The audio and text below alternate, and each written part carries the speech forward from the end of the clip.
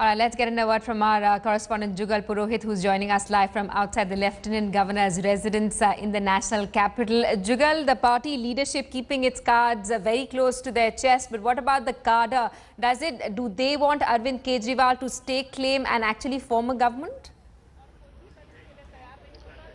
Well, Simi, there are no clear answers on that. We've been talking to a lot of people from the Aam Aadmi Party, a lot of cadre, a lot of members, senior office bearers, and the only thing that can be said with some consistency is that ever since the Congress MLAs actually pledged unconditional support, there has been all but consistency in their stand. We've been seeing since yesterday several of their leaders have been making statements which are at variance with each other, and even though in some time from now, because Arvind Kejriwal and his team members have left in a vehicle from his residence in Ghaziabad, they are expected to come where I am right now behind me, meet the Lieutenant Governor, and after that discuss and explore the possibilities of government formation. But the fact remains that ever since that offer has been made by the Congress party, no one can deny, and certainly not the AAP leaders, that there has been some sort of a cat among the pigeons, because their leaders do not seem to be speaking in a coherent manner.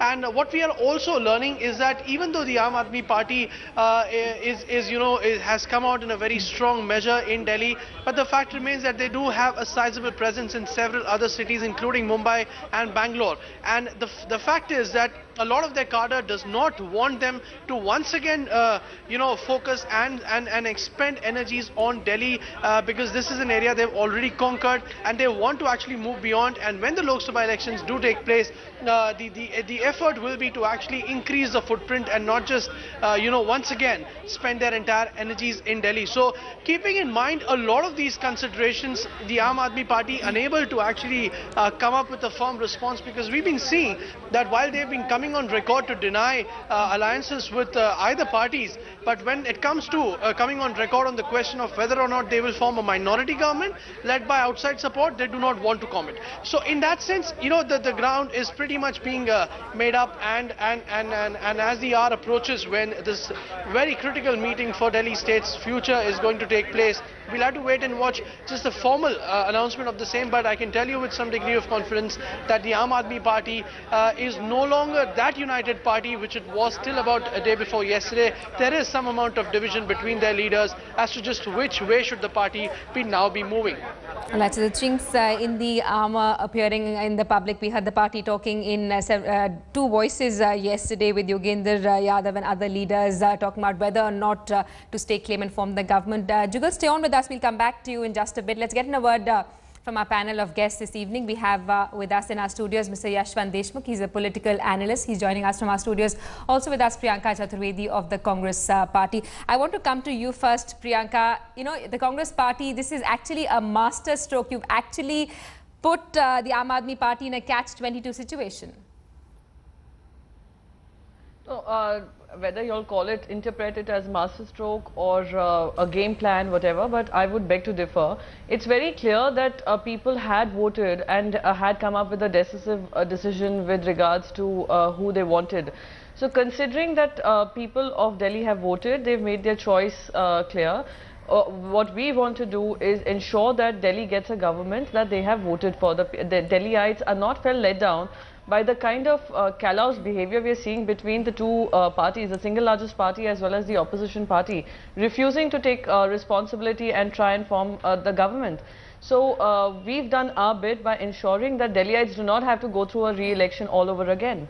All right, but Priyanka, when the Congress says that it's ready to offer unconditional support to the Congress party, does it mean that it's ready to back Aam Aadmi Party's manifesto? See, when we've mentioned this in our letter to the Lieutenant Governor that it is unconditional support.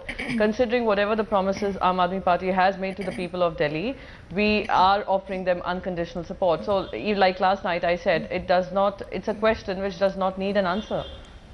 All right, let's also get a word from Mr. Yashwant Deshmukh. He's joining us in our studios this morning. Mr. Deshmukh, what do you make of this situation? The Congress and the BJP both want the Aam Aadmi Party to actually stake claim, and they want to sit and watch whether or not Arvind Kejriwal can actually follow through on his promises, considering that a lot of them seem too idealistic to be implemented on the ground. Boy, oh boy. I mean, when we said that it is going to be too close to call in Delhi, did we ever thought that, it's going to be this kind of cliffhanger? And in the next 1 hour, if we don't get a government, probably it will be in some thousands of years that Delhi will be left without a ruler. But having said that, I mean, on a serious note, tell me, I mean, who would disagree with the manifesto of Aam Aadmi Party? I mean, the kind of populist thing, the kind of good things that they have said. The disagreement is not on what they want to achieve. The disagreement is on the practicality of it, on the practical side of it, that most of the people, those who have governed, those who want to govern, or those who know the side of governance, feel that majority of the things which Aam Aadmi Party has promised to the people is actually, most of them are actually impractical to deliver. It's improbable to deliver, and to some extent some people have been saying that it's impossible to deliver. So nobody is disagreeing with the goodwill of Aam Aadmi Party's manifesto, what good they want to do. The thing is that, can they do it? Is it practical? Is it feasible? That remains to be seen. And that is why I feel that if Aam Aadmi Party has promised so many things, and now that they are getting a clear-cut, unconditional support, why not bite the bullet and deliver? Absolutely. What's the big deal about it? Let's also go across to our correspondent Jugal Purohit. Jugal, I believe Arvind Kejriwal and his team have just arrived at the LG's house. That's correct, Simi. Just a few minutes ago, Arvind Kejriwal, followed by Manish Sisodia, Kumar Vishwas and Sanjay Singh. These four members of the Aam Aadmi Party have made their entrance from this gate behind me to the residence of the Lieutenant Governor.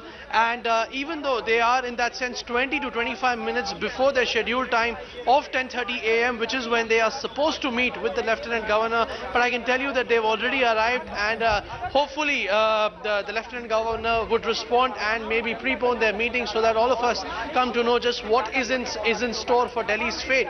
But yes, we can confirm to you that these people have gone in, and any minute now their meeting with the Lieutenant Governor should begin, and after that we should have some clarity on this subject.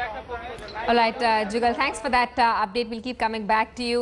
Mr. Deshmukh, I want to get you into this discussion once again. The BJP's Delhi in charge, Nitin Gadkari, not just the Congress, but the BJP is also trying to test whether or not Kejriwal can follow through his promises. Nitin Gadkari has also said that they want to see whether Kejriwal can implement his impossible manifesto. He's offered to slash power tariff by 50%. He's also offered to provide free water and other sops to the poor. Well, of course, I would even expect the BJP to put across the unconditional support to Aam Aadmi Party. You see, the problem is that, I mean, it's all kind of a half-baked mandate and half-baked analysis of the mandate as well. So if the BJP feels they haven't got the number, if they feel that the momentum has been in favor of the Aam Aadmi Party, the mandate was anti-Congress at large, BJP should have offered the unconditional support to the Aam Aadmi Party as well. The debate is, again I am saying, debate is not in the merit of Aam Aadmi Party's manifesto. They have been saying so many good things about people to be delivered to the people in their manifesto. The debate is whether it is practical, whether it is possible. So if that is the debate, I guess that BJP and Congress both should give 1 year unconditional support to Aam Aadmi Party and see if they can deliver. If they can deliver, good enough, then they will have a point to score. If they can't, then BJP and Congress will have a point to score. All right, let's also get in a word from Shaina NC, who's joining us from the capital this morning. Shaina, what's your take on what Mr. Deshmukh is saying? The Aam Aadmi Party actually has quite a lot to prove. Dr. Harsh Vardhan has already said that they're ready to provide constructive support to the Aam Aadmi Party if they agree to form the government. See, let's understand at the outset that we are not the majority party. If we were, there would be no point of debate. Now, the fact is that in this particular mandate, if we choose to take outside support ourselves, people will accuse us for saying that we have the lust of power and want to only be in power. Now, when we show what is absolutely morally correct to do, which is to suggest that the Aam Aadmi Party should form the government and we will support.